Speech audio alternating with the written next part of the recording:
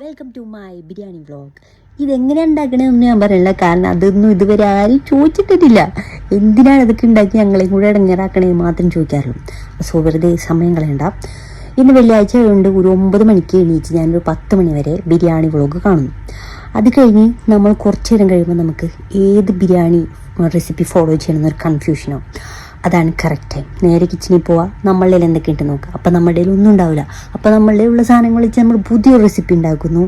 അതാണ് നമ്മൾ ഫോളോ ചെയ്യുന്നത് ഗായ്സ്.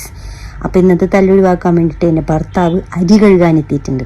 അരി കഴുകി ഈ മനുഷ്യൻ കണ്ണും കൈയും കാണിച്ച് വീട്ടിയതാണ് ഗായ്സ് എന്നെ.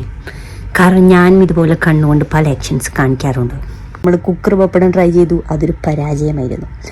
അങ്ങനെ നമ്മൾ ബിരിയാണി എങ്ങനെയൊക്കെയോ റെഡിയാക്കി നമ്മൾ കഴിക്കാൻ പോവാണ് ഗായ്സ്. എൻ്റെ ഭർത്താവ് തിന്നിട്ട് കണ്ണടച്ചിരിക്കുകയാണ്.